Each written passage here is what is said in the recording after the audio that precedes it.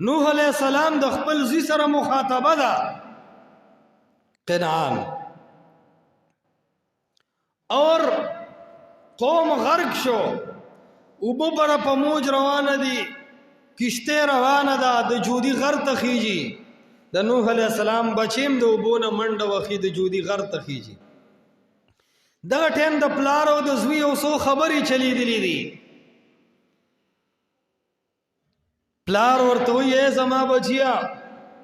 ما چې کم د لا اله الا الله پیغام راوړل دی زه په دې خبره مطمئن یم چې الله سره شریک نشته لا اله الا الله دا کم زیارتونه قبرونه بوتان توتان پیران ملنګان ځوانان بوډاګان ښځې نر تعویذونه ګونچکې غاړو تسمې څه چې تاسو رب سره شریک کوئ لا اله دا ټول ګپ دی دا د رب مخې ته نه چلیږي دا د پلار د زوی خبرې دي او ورته لنډه خبره وکړه لا عاصم اليوم من امر الله نن رز د الله د دې عذاب نه خلاصې شته نه چې تر څو دې کشته ته راغلی نه زوی ورته وایي هی پلاره د غره دې سر ته ورخیږم خو د لات منات غزا هبل د یعوس یعوق نصر په نوم باندې نظر و نیاز او دې ته را مدد شه نه پرېږدم پلار او زوی ډېر مین وي د نوح علیہ السلام د درد خبرې دی پوه دی چې زوی مې غرق کېږي نو کم زوی چې مري دغه ټیم به د پلار خبرې د درد وي که نه به وي د غم به وي که نه به وي د تجربې او د نصیحت به وي که نه به وي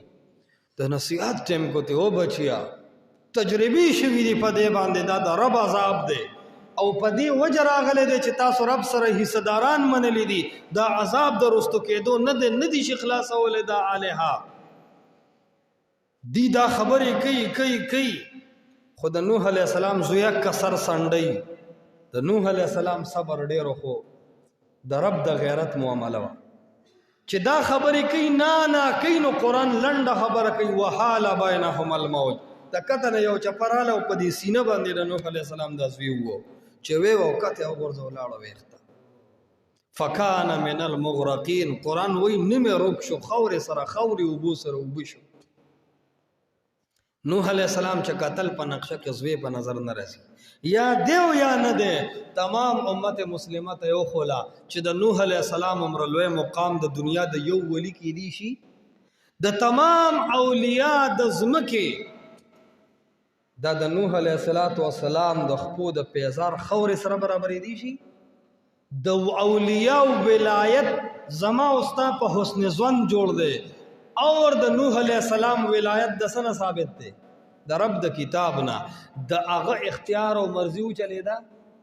هغه غوښتل چې زما بچی دی بچ شي لیکن کم سړی بارکه چې رب نه غواړي بچ شي نوح علیہ السلام بچ کوونکی نه دی نو چې کله نوح علیہ السلام بچ کوونکی نه دی نو شیخ عبدالقادر جیلانی رحمت الله علیه بس بچ کول وکي زما استا پیر او استاد او ملنګ او کلنګ بس بچ کول وکي کائنات تیو خولا چې خلکو بچ کون کې سوک دے